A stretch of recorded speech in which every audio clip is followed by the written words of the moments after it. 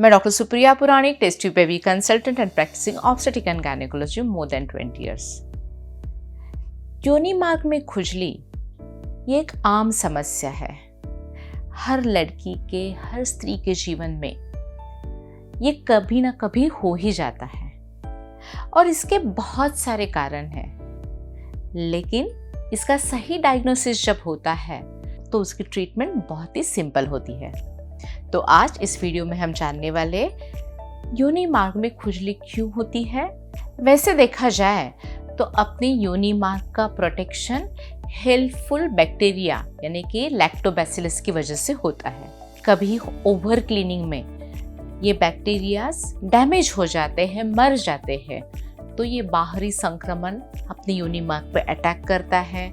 वो संक्रमण कभी कभी फंगस का रहता है यानी कि ईस्ट इन्फेक्शन का रहता है, कभी ये पैरासाइटिक इन्फेक्शन का रहता है, कभी ये बैक्टीरियल इन्फेक्शन का रहता है जिसको हम बैक्टीरियल वजाइनोसिस कहते हैं, कभी सेक्सुअली ट्रांसमिटेड डिसीजेस से होता है।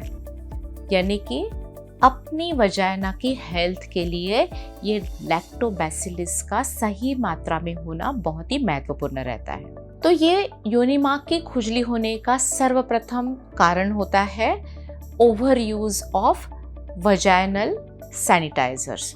हम डाउचेस करते हैं, बबल बाथ रहते हैं, सेंटेड परफ्यूम्स लगाते हैं, सेंटेड टॉवल से क्लीन करते हैं, तो हमारे ये लैक्टोबैसिलस डैमेज हो जाते हैं। अपने हेल्पफुल लैक्टोबैसिलस डैमेज होते हैं, मर जाते हैं और अपनी वजाइना की हेल्थ खराब हो जाती है और तरह तरह के संक्रमण हो जाते हैं। कभी इन चीज़ों का इस्तेमाल करने से एलर्जी हो जाती है, इरिटेशन होता है, उसकी वजह से भी हमारी योनि मार्ग की खुजली बढ़ जाती है। जब ऐसे व्यंजनों का हम इस्तेमाल करते हैं और वजाइन खुजली होना शुरू हो जाता है तो पहले हमें इसे बंद करना है। हमारा योनि मार्ग हमें माइल्ड सोप और पानी के साथ ही क्लीन करना है और ये जो इरिटेशन है ये रोकने के लिए हमें मॉइस्चराइज़र का इस्तेमाल करना है। कभी कभी हम स्टीरॉयड क्रीम का भी इस्तेमाल कर सकते हैं। दूसरा महत्वपूर्ण कारण योनि मार्ग की खुजली का होता है ईस्ट इन्फेक्शन। तरह तरह की ईस्ट इन्फेक्शन की वजह से हमारे योनि मार्ग संक्रमित हो जाता है और हमारे योनि मार्ग का पीएच बदलने से ये ईस्ट इन्फेक्शन हो जाता है। जब योनि मार्ग ईस्ट से संक्रमित हो जाता है, फंगल इन्फेक्शन हो जाता है, तो वजाइना से स्राव आना शुरू हो जाता है।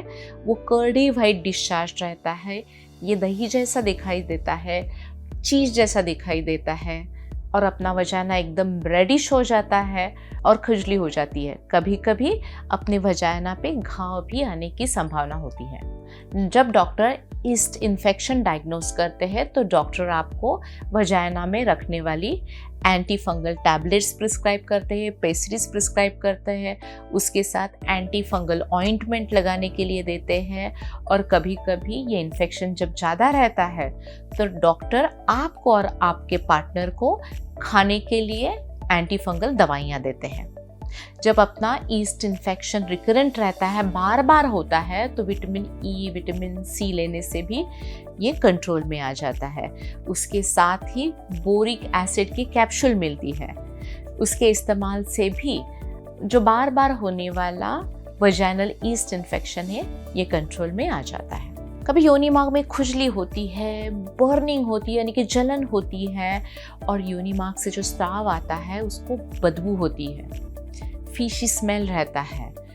तो इसका रीज़न रहता है बैक्टीरियल वजाइनोसिस, यानी कि अपने वजाइना कुछ बैक्टीरिया से संक्रमित हुए हैं और इसकी वजह से इंटेंस इचिंग, बर्निंग हमें हो जाता है, एकदम गंदी बदबू वाला डिस्चार्ज वजाइना से आता है और वो डिस्चार्ज ग्रेइश कलर का रहता है। जब ये डायग्नोज हो जाता है तो वो ट्रीट करने का तरीका एकदम सिंपल रहता है। डॉक्टर हमें मेट्रो की दवाई लेने के लिए बोलेंगे और ये दवाइयों का सही इस्तेमाल करने के बाद आपका बीवी इन्फेक्शन यानी कि बैक्टीरियल वजाइनोसिस पूरी तरह से क्योर हो जाता है। कभी कभी सेक्सुअली ट्रांसमिटेड डिसीजेस की वजह से भी हमारी योनि मार्ग की खुजली होती है। जिसमें ट्राइकोमोनियासिस होता है, जिसमें क्लिमिडियल इन्फेक्शन होता है, जिसमें गोनोरिया होता है, उन केसेस में खुजली के साथ हमारे योनि मार्ग का जलन होता है, उसे स्राव निकलते हैं और पेशाब करने में भी कभी दिक्कत होती है। इसका सही डायग्नोसिस आपके डॉक्टर कर सकते हैं और इसके लिए डॉक्टर आपको सही एंटीबायोटिक देंगे और इससे आपका इन्फेक्शन क्लियर हो सकता है। लेकिन जब सेक्सुअली ट्रांसमिटेड डिसीज रहते हैं तो आपको आपके पार्टनर के साथ कंप्लीट कोर्स करना है और सेक्स करते वक्त आपको बैरियर यानी कि कंडोम्स का इस्तेमाल करना है। कभी बढ़ती हुई उम्र की वजह से भी हमारी योनि मार्ग में खुजली होती है। जब हमारा मेनोपॉज होता है, रजो निवृत्ति होती है, तो हमारे शरीर में उत्पन्न होने वाला ईस्ट्रोजन हार्मोन कम हो जाता है। जब ईस्ट्रोजन कम हो जाता है तो हमारा वजाइना ड्राई बन जाता है, ड्राई हो जाता है और योनि मार्ग की खुजली शुरू हो जाती है। इसके लिए डॉक्टर आपको ईस्ट्रोजन सप्लीमेंट्स देंगे।